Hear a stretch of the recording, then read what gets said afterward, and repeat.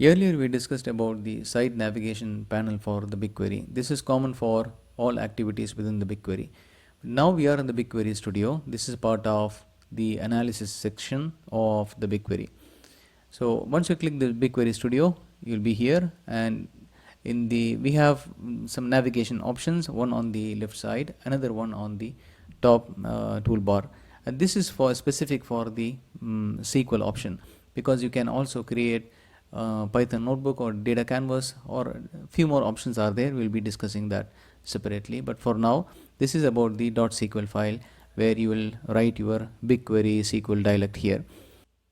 When you work with the .sql BigQuery SQL scripts here, so we have some few options in the menu bar. This is what we'll be discussing in this video. Once you have any scripts written on the BigQuery SQL scripts here, so you can execute the query by clicking by control enter or the run button here. But you cannot run by F5, because the classical way that we used to do in the SSMS for the SQL Server guys. So you cannot do that, because this F5 will reload the page, which we don't want. So the easy way is to use control enter for executing the script. And next is to save the file. So you can save the script file by two ways. This we have the classical save query and the save query. This classic is the old one, which is deprecated now, so you have to go with the save query option. The benefit that we are getting in the save query, the latest option, is that you can share your scripts using IAM permissions, the identity and access management permission. So earlier this was not available with the classical query, and this way that you can save the query, and also you can save the query as the view. As you know, the SQL views are made of your scripts. It doesn't have the actual data as the dataset tables are having. So let me save the query with test1. So when you are saving, you can mention the region also, and this will be available here in the query section. And the next section is the classical one, which we discussed as it is a deprecated option. So our queries are here. So once you save the query, then download and the share also option will also be enabled now. So here it becomes save query and the save as, and this also again you can have it as a view. Then this download will bring the file as a .sql file, and the share option will enable the IAM way of sharing the file. So you can click manage permissions to give the principal and the related permissions for that, and you can get the link so that you can share with your colleagues. Then once you have your script, you can schedule the script by giving a name, giving a frequency, how many times it should run, from when to when, and also you can mention the data set if you are expecting your data output to be written on the data set. So you can enable the data set and give a table name, and then you can also mention whether it should be append or overwritten. Then you can select for the region where you want to be, or otherwise you can leave for the default one so that the GCP can decide. And then you can give a service account if you have, or otherwise this will be executed with this script's owner account. And then you can notify by sending in a notification here with your email. So notice that we don't have any option to enter the email, because this is by default will be notified to the script owner. And also you can mention the pub sub topic, which should be triggered when you are scheduling the query. Whenever this query runs, then you will get this topic will be triggered, so that to take any dependent options which you can do from the pub sub topic. So this is about scheduling the query. And you can open this script in the canvas. We'll be separately discussing about the data canvas. Then finally we have some options to query format.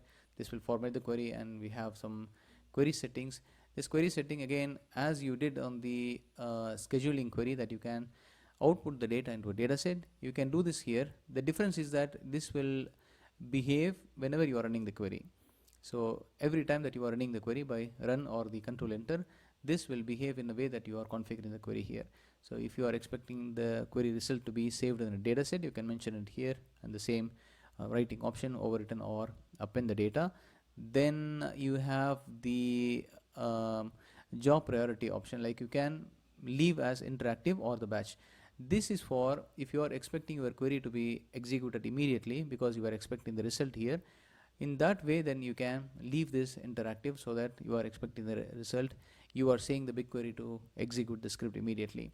Or otherwise, if you are choosing to output the data into a data set, then you can run the query and with the batch option, so that you are leaving the option to BigQuery that when to actually execute the script based on the resource availability. So that's why it is called as resource management.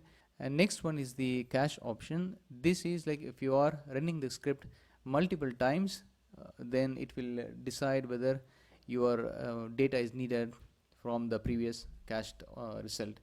Then we have the session mode.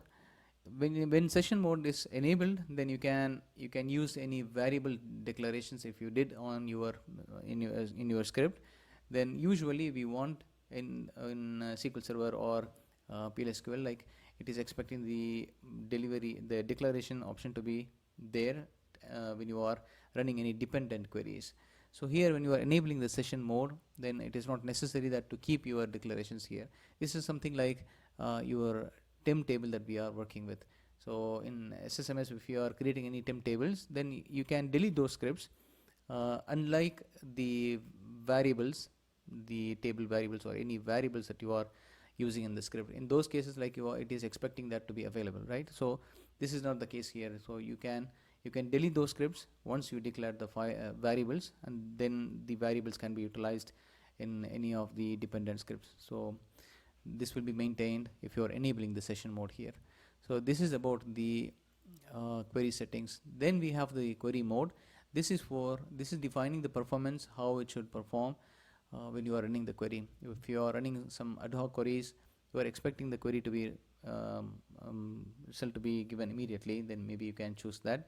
Or if any process which is some incoming data which is running continuously, then maybe we can opt for the continuous query mode. If you are not sure, maybe you can leave with the standard query option. Then finally we have the translation option. It is for translating your source DB dialects, either SQL Server or the Oracle, to your BigQuery Studio. So it has its related translation settings. So that's it about the top menu bar option when you are working with the BigQuery SQL dialect. Thank you.